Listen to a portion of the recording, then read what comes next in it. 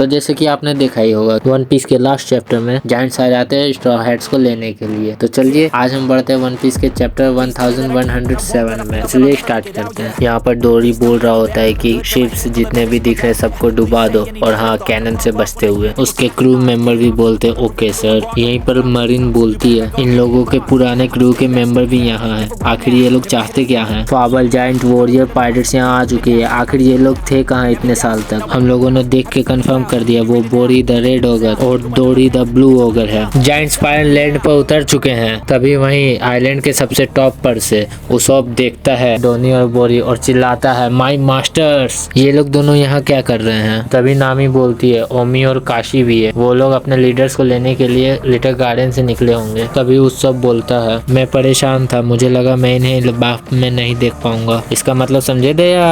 एक हेड के बाद डायरेक्ट इल्बाफ का आर्क स्टार्ट होगा। यहीं पर हमें एक फ्लैशबैक दिखाया जाता है जिसमें हमें डोरी और बोगी के बारे में बताया जाता है। तभी वेगापंक 3 बोलता है ऐसा लग रहा है वो लोग सही में मरीन को धो रहे हैं। मुझे विश्वास नहीं हो रहा तुम लोग एक दूसरे को जानते हो। तभी मरीन बोलते हैं वो लोग हो सकता है शायद न्यूज में देख कर आ गए होंगे। शायद इतने सारे मैन पावर को लगाने के कारण हो सकता है कि ये न्यूज में भी आ गया होगा। तभी उससे बोलता है वो लोग यहाँ लड़ने के लिए नहीं आए हैं, वो लोग हमें यहाँ बचाने के लिए आए हैं। हमें जल्दी अपनी तैयारी खत्म करनी होगी। तभी ब्रुक शिप पर से नामी सान को कॉल करता है और बोलता है नामी सान मैं ब्रुक बोल रहा हूँ। तभी नामी पूछते हैं ब्रुक तुम कहाँ पे हो? तभी ब्रुक बोलता है बहुत पास में लेकिन हम लोग चाय पीने के लिए नहीं रुक सकते हैं। तभी उधर से लिलिथ बोलती है हमें रुकना होगा, अगर हम लोग इट से बाहर गए तो हम बैरियर के द्वारा भूंज दिए जाएंगे। तभी वो कॉल ले लेती है और बोलती है हेलो मैं लिलिथ बोल रही हूँ, इस गधे में दिमाग नहीं है, हम इसमें ढील नहीं दे सकते तो ध्यान से सुनो। तभी जिम्बे शिप से कूद जाता है और बोलता है ऐसा लगता है वो लोग जोश में है, हमें तैयार रहना होगा इस आइलैंड को छोड़ने के लिए। ये समय लड़ाई करने का नहीं है जोरो। यही दूसरी ओर जोरो लुच्ची से लड़ रहा होता है और बोलता है तुम बहुत टफ हो लेकिन मुझे अभी जल्दी है, टाइम आ गया है इसे खत्म करने का। तभी लुच्ची बोलता है सिर्फ जीतने वाला ही ऐसे बात कर सकता है रोरो नोआ, तुम्हारा क्रू तुम्हारे लिए वेट कर रहा है, इस समय तुम सिर्फ उनके लिए बोझ हो। वो गधे बॉडी को बचाने के लिए हाथ कभी नहीं काट सकते। तुम्हारा अभी हार मान लेना उनके लिए अच्छा है, वैसे भी हड्डियों के लिए रुकना बेकार है। तभी जोरो बोलता है सुनने में तो ऐसा लग रहा है जैसे कि तुम इस फाइट को कंट्रोल कर रहे हो रोब लुच्ची। यही दूसरी ओर पैसिफिस्टा द्वारा मरीन्स पर अटैक हो रहा था। तभी मरीन की तरफ से अनाउंसमेंट होता है डैमेज रिपोर्ट, हमारे मीडियम और छोटे साइज के 30 शिप्स डुबा दिए गए हैं और ये रुकने का नाम ही नहीं ले रहा है। तभी मरीन में से एक कमांडर बोलता है छोटे शिप्स को पीछे लो और बैटल शिप से हमला करो, हम कोई भी ओपनिंग नहीं छोड़ सकते। तभी वहाँ का एक ऑफिसर आता है और बोलता है वाइस एडमायरर रेड किंग ये बहुत घटिया नजारा है, हमें अपने ही वेपन्स पर हमला करना पड़ रहा है। यही दूसरी ओर लूफी बोनी को बोल रहा होता है अब तुम रो क्यों रही हो? तभी बोनी बोलती है मैं क्यों नहीं रोऊंगी इडियट, मैं तुम्हें कितने दिनों से खोज रही थी। तभी लूफी बोलता है मैं पूरे समय तो यही था। तभी बोनी बोलती है हाँ लेकिन मैं ये नहीं जानती थी कि तुम ही निका हो। तभी लूफी बोलता है निका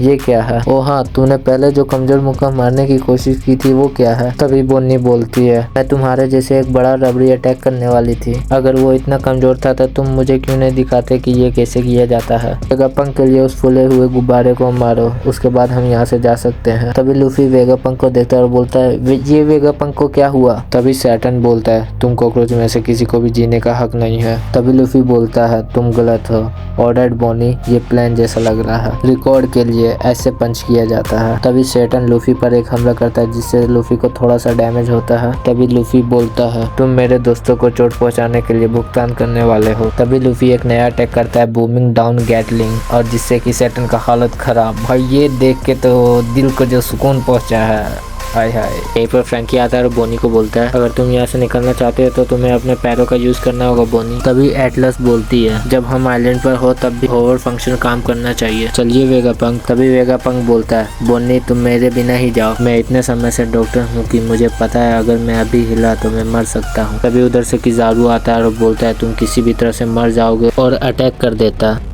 पर सांजी आता है और किजारू का अटैक को ब्लॉक कर देता है और किजारू का फट के 4 हो जाता है। यहीं पर फ्रैंकी भी शॉक हो जाता है और बोलता है ये क्या कैसे, वो एक लेजर था। सांजी तो भाई क्या ही बोले बवाल। तभी किजारू बोलता है अगर ये सच है तो उन्हें फिजिक्स की किताबें हटानी होगी और नए सिरे से शुरुआत करनी होगी। तभी सब लोग वहाँ से नॉर्थ ईस्ट पोर्ट की तरफ जाने लगते हैं। तभी किजारू बोलता है अब मैं असली मुसीबत में हूँ, इतना सब होने के बाद वो लोग मुझसे तुम लोगों का सर मांगेंगे। तभी सांजी बोलता है तुम्हारे लिए अच्छा यही होगा कि तुम उनके लिए एक माफीनामा लिखने लगो। तो सैटर्न के पास ब्लैक बियर्ड का एक पायरेट आता है और बोलता है ऐसा रोज नहीं होता है कि आप 5 एल्डर्स में से किसी एक को गंदगी में गिरे हुए देखे, और वो कोई और नहीं कैटरीना होती है ब्लैक बियर्ड पायरेट से। तभी कैटरीना बोलती है देखो तो तुम्हारे पास कितनी स्वादिष्ट शक्ति है, कोई सोच भी नहीं सकता कि एक एल्डर सरफेस पे आएगा, इससे हमारा काम बहुत आसान हो गया, मिशन कंप्लीट। तभी सैटर्न बोलता है तुम्हें यहाँ से क्या काम है, और इसी के साथ हमें कैटरीना और वैन ओगर दिखाया जाता है ब्लैक बियर्ड पायरेट से। तभी सैटर्न बोलता है मैं हैरान हूँ कि लेवल 6 से भागी हुई कैटरीना डेवन किसी के अंडर में काम करेगी। तभी कैटरीना बोलती है टीच स्पेशल है। तभी सैटर्न बोलता है जैसा कि उसका वंश है। तभी कैटरीना बोलती है ओ तो तुम इसके बारे में जानते हो। तभी सैटर्न बोलता है तुम्हारा क्रू हमेशा कुछ न कुछ करने के लिए तैयार रहता है, तुम्हें ये सब करके क्या हासिल होगा। तभी वैन ओगर बोलता है दुनिया। तभी सैटर्न उन पर अटैक करने ही वाला होता है कि वैगर अपने डेविल फ्रूट पावर से वहाँ से भाग जाता है और सैटर्न देखता रह जाता है। यही आइलैंड पर दूसरी जगह पहुंच के वैन ओगर बोलता है चलो फिर चलें। तभी कैटरीना बोलती है हम अभी भी आइलैंड पर ही हैं, क्या तुम्हें हमें और दूर नहीं लेके जाना चाहिए था। तभी वैन ओगर बोलता है मैंने अभी तक इसे मास्टर नहीं किया। तभी पीछे से एक बंदा बोलता है रुको, एक सेकंड के लिए रुको। Supersonic van ogre maiden hunter Katrina Devon, मैंने ये कभी नहीं सोचा था हम लोग यहाँ ऐसे मिलेंगे। मैं भी तुम लोगों की तरह ही एक पायरेट हूँ, मेरा नाम कारिबू है। मैंने आप लोगों को हर जगह खोजा, मैंने सेल सेट किया ताकि मैं आपके जैसा बन सकूं मेरे हीरो। मेरा हमेशा एक सपना रहा है कि मैं कमांडर टीच के क्रू में एक नौकर बनूं। मैं बस इतना चाहता हूँ, प्लीज आप मुझे उनके पास ले चलिए। और इसी के साथ हमारा ये चैप्टर होता है खत्म। तो अगर ये वीडियो आपको पसंद आया हो तो लाइक करिएगा और सब्सक्राइब करके जाइएगा, हमारे नए अपडेट्स आप तक पहुँचते रहे, इसलिए बेल